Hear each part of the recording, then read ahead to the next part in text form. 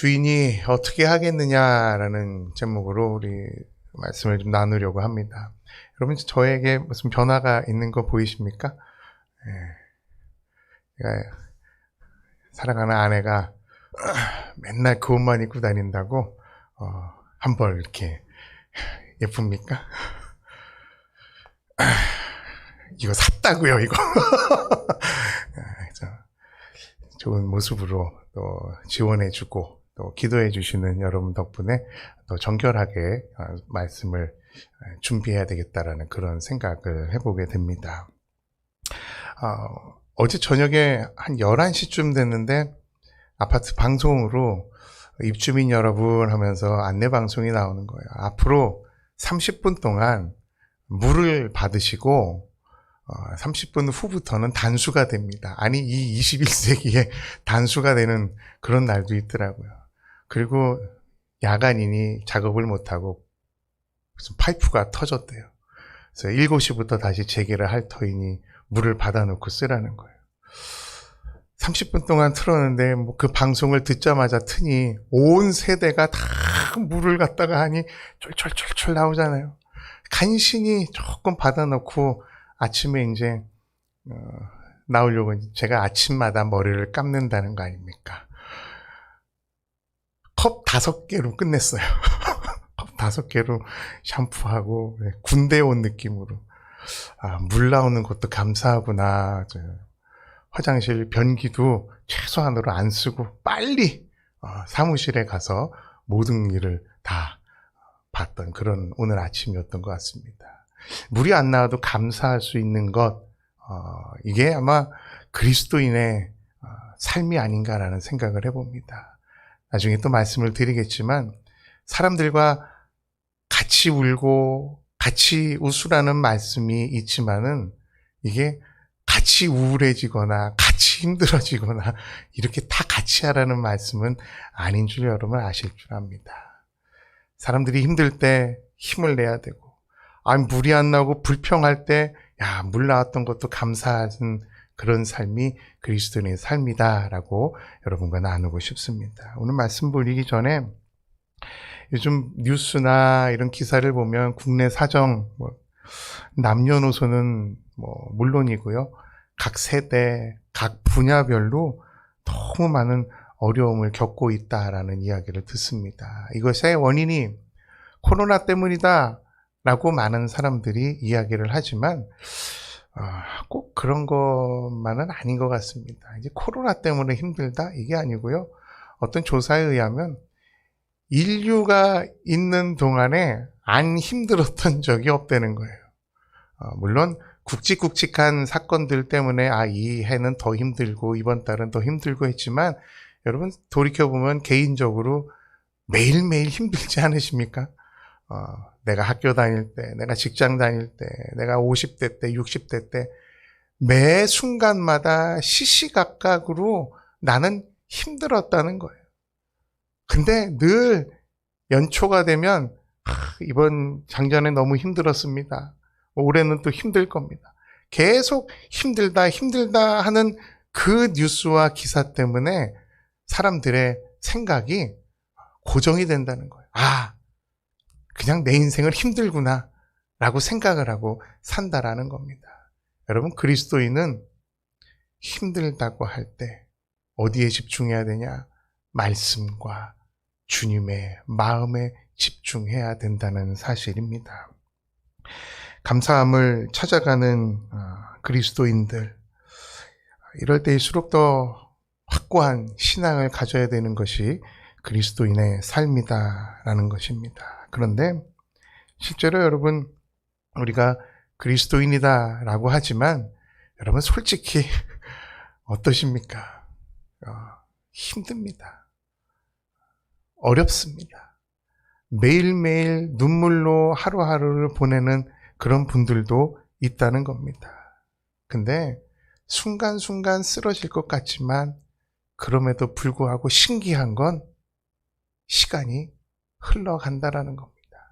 그리고 지금 이 시간에 나와서 찬양하고 기도하고 말씀드릴 수 있는 예배의 자리에 와 있다는 사실, 여러분 이것이 얼마나 큰 은혜인지 모르겠습니다. 옛날에도 그랬고 지금도 그렇고 이 어려움의 강도는 다 비슷했던 것 같습니다. 근데 요즘은 그것을 막아서는 맷집이라 그럴까요? 영적인 내공이라 그럴까요? 그만한 힘들이, 그만한 인내력들이 많이 약해져 있는 것이 아닌가라는 생각을 해보게 됩니다.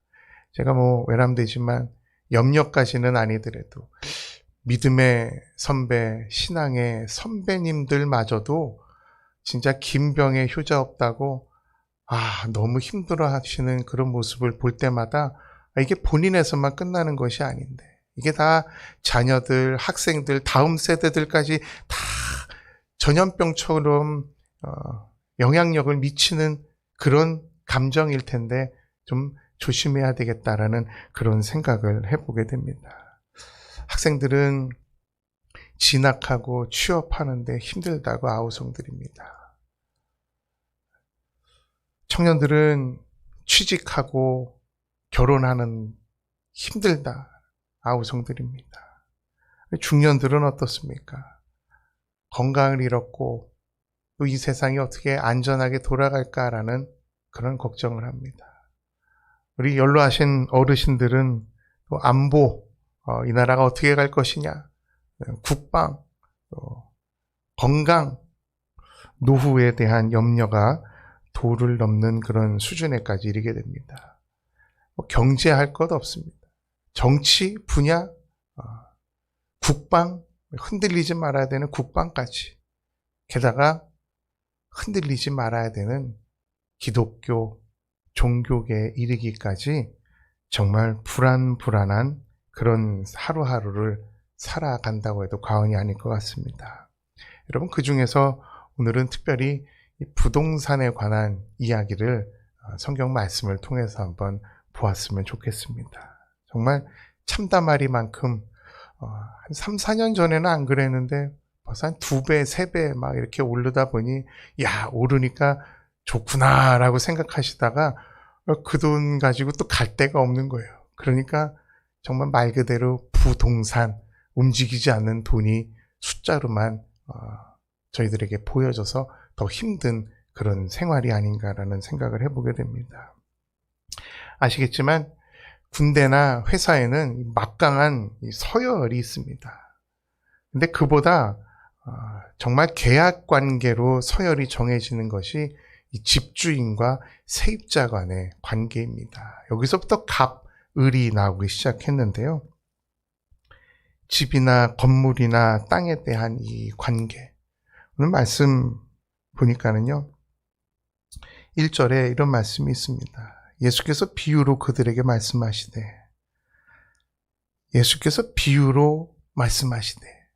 여러분, 예수님이 말씀하시는 비유는 그 시대에 가장 적합하고 많은 사람들이 알아들을 수 있는 예화를 드신다는 거예요. 주인과 세입자 관계가 뭡니까? 내 소유가 아닌 공간을 일정 기간, 일정 비용을 내고 사용하는 겁니다. 요즘 말로 전세도 있고 반전세도 있고 임대도 있고 또 농사 지으시는 분들은 소장농 이런 것들이 있습니다. 제가 옛날부터 이해가 되지 않았던 말 중에 하나가 야, 네 거 그냥 받은 걸로 해. 그냥 본 걸로 해. 네 것처럼 사용해. 네 집처럼 있어라는 이 말이 아니 안 받았는데 어떻게 받은 걸로 하지? 내게 아닌데 어떻게 내 것처럼 하지? 저희 집에 친구 녀석이 놀러 왔는데 저희 어머님이 아이고 네 집처럼 있다가 난리가 난 거죠. 자기 집처럼 진짜 있는 거예요. 냉장고 문 열고 먹을 거 다 먹고 심지어는 부모님 계시던 안방에 가서 막 들어 누워 있고 네 집처럼 있다가는 거를 누리는 거는 정말 그 친구밖에 없었구나라는 그 뒤로는 내 것인 것처럼 하는 거 이게 결국 살펴보면 내 것이 아닙니다. 언젠간 돌려줘야 되고 언젠간 반납해야 되고 언젠간 그 집에서 나와야 되는데 여러분 전세 사시는 분들, 또 임대하시는 분들 얘기 들어보면 못 하나 제대로 못 박는다 그러잖아요. 이게 나중에 다 원상복구 해놓고 나가라 라고 할까봐 못 하나 제대로 못 박고 그냥 그 공간을 조용히 사용하는.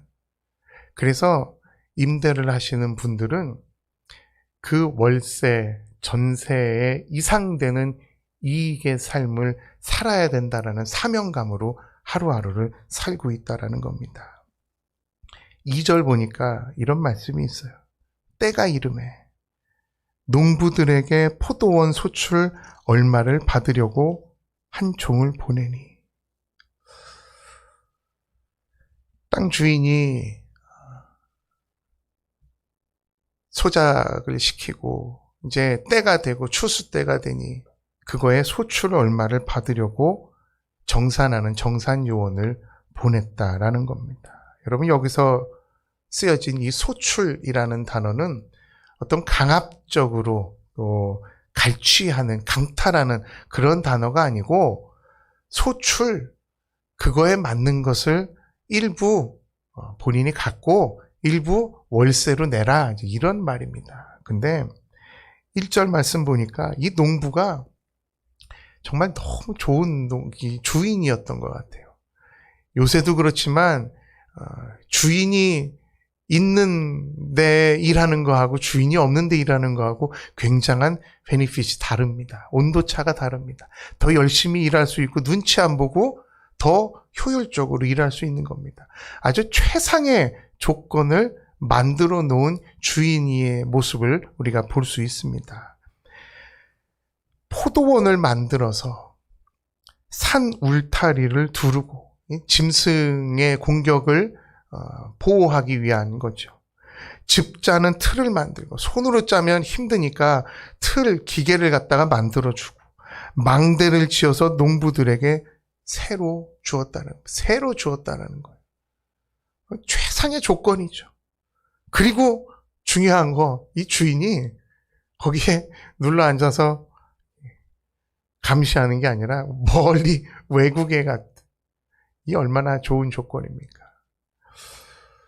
주인의 이 배려, 강압적으로 일꾼들을 부리겠다라는 것이 아니라 작업 환경을 아주 극대화해서 좋은 효과를 좀 보겠다라는. 그리고 그냥 월세 내면 돼요. 소출 얼마를 내면 돼요. 정말 좋은 조건에서 평생 일할 수 있는 이 사람들이 자발적으로 온 사람에도 불구하고 어느 순간부터 이 사람들의 마음에 매너리즘이 생기는 겁니다. 때가 이름에 월세를 정산하려고 종을 보냈는데, 생각해 보니까 주인도 없고 관리하는 사람도 없고, 이거를 따박따박 가져가는데 괜히 손해보는 듯한 느낌을 받는단 말이에요. 주인이 버젓이 살아있는데, 정산을 해야 되는 것이 맞는데, 마치 옛날에 보았던 우화처럼 금 달걀을 낳는 닭의 배를 갖다가 가르듯이 이 농부들의 마음에 욕심이 생기기 시작한 겁니다. 정말 어떻게 보면 이단들의 그 생각이 여기서부터 시작되는 것 같아요. 욕심에서부터 시작되는 것 같아요. 정상적인 사람이라면 이해가 안 되는 부분에 쏙 빠져드는 거예요. 이 농부들도 월세 받으러 온 사람에게 해를 가하고, 마지막 결론은 뭐예요? 그 아들까지 죽여가면서 생각하건대, 이 아들이 상속자다. 이 아들만 없으면 이 땅이 내 것이 된다라는 아주 이상한 생각을 가지고 행동으로 옮기게 된다는 겁니다. 그 땅에서 해야 되는 일은 주인이 있건 없건 나에게 맡겨진 일을 성실하게 하면 되는데 말입니다. 더 이상의 욕심, 여러분 그 땅 가져서 물어보고 싶어요. 그 땅 가져서 뭐 할지 모르겠습니다. 더 많은 이익을 챙겨서 뭘 하겠다는 건지 제 3자 입장에서 보면 이해가 되지 않지만, 내가 그 자리에 있다면 아마 이 농부처럼 혹 더 많은 욕심을 내고 있는 것이 아닌가라는 생각을 해보게 됩니다. 지난주에 특별 새벽 기도회 이제 끝나서 한 주를 보냈는데 마스크를 한 50장을 받으니까 굉장히 부자가 된 듯한 느낌은 막 여기도 하나씩 새 걸로 챙겨 다니고 막 그래요. 개근상 또 정근하시는 분들까지 다 나눠주시고 근데 어느 순간 제가 이 말씀을 묵상하면서 내가 농부의 마음이 여기서부터 생기는구나라는 생각이 갑자기 드는 거예요. 저는 개근했거든요. 저 자리에 앉아서. 난 개근했는데 누구는 왜 안 나왔지? 아니 하려면 다 개근을 해야지 왜 한 번은 왜 빠지지? 아니 한 번 나오고 그만둔 사람도 있나? 뭐 이런 마음이 괜히 막 여러분 이건 솔직한 마음이에요. 괜히 이렇게 어깨가 막 힘이 들어가는 거예요. 내가 잘 일어났지. 멀리 있어도 내가 잘 왔어. 내가 아주 부지런한 사람이야. 나는 책임감이 강한 사람이야. 여러분 저에게 맡겨진 시간은 그냥 그렇게 순종하면 되는데 그 얼마나 지났겠어요. 하루 이틀 지났나요? 제 마음 가운데 판단의 마음이 생기는 거예요. 김 집사님 아니 권사님 왜 안 나오셨지? 여러분 이 작은 것부터가 부끄럽지만 저에게도 농부의 마음이 있다라는 겁니다. 여러분의 모습은 어떠십니까? 요새는 아무 얘기 못하는 세상이 되어버렸어요. 제가 그렇다고 왜 안 나오셨습니까? 얘기를 못하는 이유도 있습니다. 제가 판단자가 아니기 때문에 그래요. 세상이 변했지만 정말 냉정하리만큼 세상이 변한 걸 느낍니다. 어느 인사교육 담당자의 말을 들어보면 요즘 젊은이들에게 예쁘다, 잘생겼다, 멋있다 이런 얘기하면 안 된다 그래요. 왠지 아세요? 이게 무슨 성희롱 이거에 걸리는 게 아니라 그 듣는 사람들이 이렇게 생각한다 그래요. 아니 당신이 뭔데 나를 판단하나? 당신이 뭔데 내가 잘생겼고 못생겼고 예쁘다라고 판단을 하지? 이렇게 생각을 한다라는 거예요. 여러분 좀 냉정하지만 제가 그 이야기를 듣고 이 말씀하고 접목을 시켜봤어요. 그렇구나. 내가 판단자가 아니구나. 내가 심판자가 아니구나. 내 주인이 따로 있구나. 여러분 집에서도 어떻습니까? 말할 때 듣는 아이가 지혜로운 아이예요. 맴매를 맞고 어디 가혹행위까지는 아니지만 뭔가 물리적인 방법이 오기 전에 말을 듣는 자녀는 똑똑한 자녀들입니다. 2번, 3번 멀리 있는 주인이 농부들에게 월세를 계산해라 라고 보냈을 때는 기회를 주는 거예요. 마지막 사랑하는 아들까지 어디서 많이 읽어본 내용 아닙니까? 마지막 사랑하는 예수 그리스도까지 우리들에게 주어가면서 월세 계산하자. 다 갖고 오라는 거 아니야. 조금. 근데 어때요? 이 세상은 그 마지막 예수 그리스도까지 사랑하는 하나님의 아들 상속자 독생자까지 죽여버렸다는 겁니다. 여러분 집안에서도 아버지가 화가 나시면 어머님들 꼭 이렇게 이야기하십니다. 너 아버지 오시면 어떡하려고 그래? 와도 별거 없지만은 아이들이 겁을 먹잖아요. 너 아버지 오시면 어떡하려고 그래? 아버지가 이 모습 보면 어떡하겠니? 그러면 아이들은 알아듣습니다. 오늘 설교의 제목이 바로 이렇습니다. 주인이 그 상황을 다 겪으면서 첫 번째, 두 번째, 세 번째 하인이 해를 당하고 오고 마지막 아들까지 죽임을 당한 소식을 들었을 때 이 주인 여러분 어떻게 하겠냐는 겁니다. 비유로 말씀하셨지만 이 비유에 원래의 모습은 하나님을 뜻하고 있는 겁니다. 하나님은 어떻게 하시겠느냐?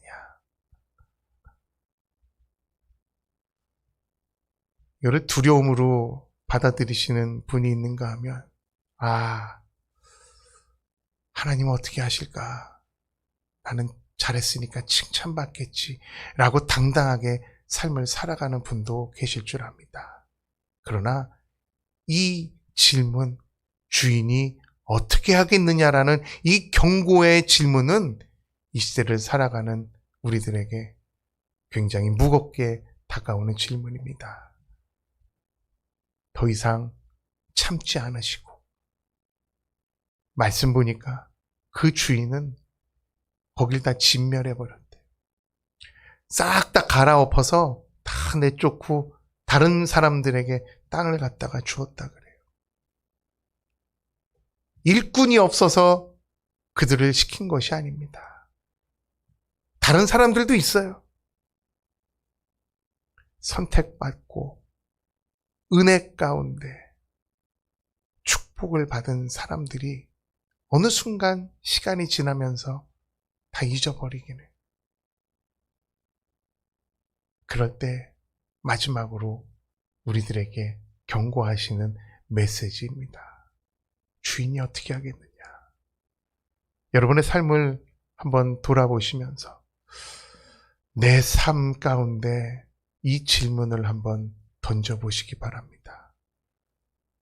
하나님이 어떻게 하실까?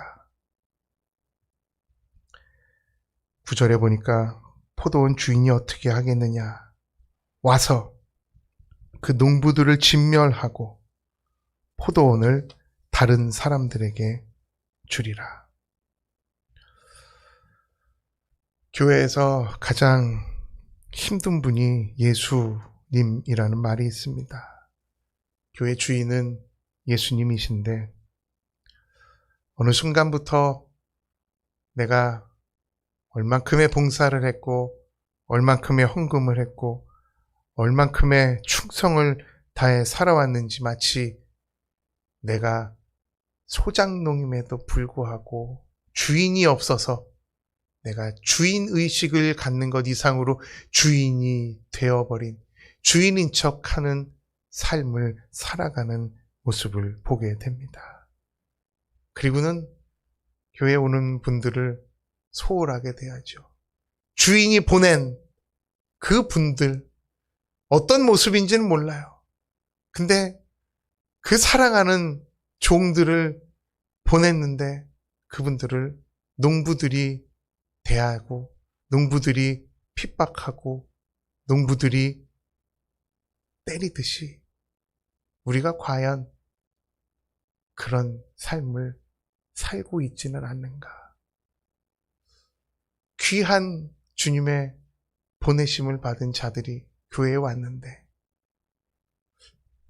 멋있게 입은 사람은 앞에 앉고 허술하게 입은 사람은 나가라 그러고 라는 모습이 그때도 있었지만 요즘에도 동일하게 벌어지고 있다는 겁니다.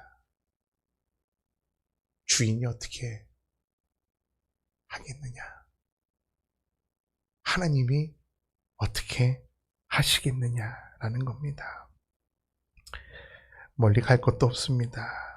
자녀들, 학생들 또 바득바득 대들고 이상한 논리로 꼿꼿해져 있다면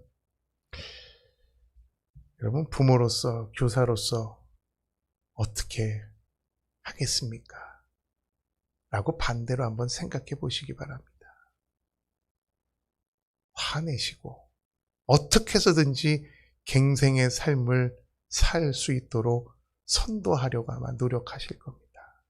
하나님의 마음이 바로 이것입니다. 햇빛, 공기, 물, 먹을 거 주인이 그렇게 만들어 놓듯이 하나님이 이 세상을 그렇게 만들어 놓으셨습니다. 지금의 우리가 너무도 당연하게 우리의 일부다라고 생각하고 있는 것까지도 어쩌면 어느 순간 감사함을 잃어버린 것이 아닌가라는 생각을 해보게 됩니다. 말씀 마지막 절에 보니까 귀한 말씀이 있습니다. 11절. 10절. 너희가 성경의 건축자들이 버린 모퉁이에 머릿돌이 되었나니 이것은 주로 말미암아 된 것이 우리 눈에 놀랍도다. 여러분, 이 말씀이 비유로 이야기했지만 그때 당시에도 사람들이 이게 내 얘기구나 하고 두려워서 예수를 두고 떠나는 그런 광경이 벌어집니다. 여러분, 떠나실 필요 없습니다. 잘못하셨으면 돌이키시면 됩니다. 주인이 어떻게 하겠느냐? 두려워하실 거 없습니다. 해결책은 잘못했습니다. 회개합니다. 라고 돌아오면 되는데, 이 사람들이 떠나고 이 사람들이 두려워하는 건 내가 주인인 척 갖고 있던 내 땅, 내가 주인인 척 갖고 있던 내 재물, 내가 주인인 척 갖고 있던 내 교회, 이거 뺏길까봐 두려워하는 거예요. 여러분, 엄밀히 생각해보면 내 것이 없습니다. 내 땅, 내 자녀, 내 재물, 한순간에 빼앗아 가시는 내 생명까지도 주인이 있는데 말입니다. 많이 왔다라고 생각을 합니다. 많이 무뎌졌다라고 생각을 합니다. 저조차도 어느 순간 내 것을 챙기게 되고 내 공간을 챙기게 되고 나에게 갖고 있는 공기, 물, 산소 이것이 다 내 것인 양 삶을 살아가지만 이 질문을 한번 던져봅니다. 주인이 어떻게 하겠느냐?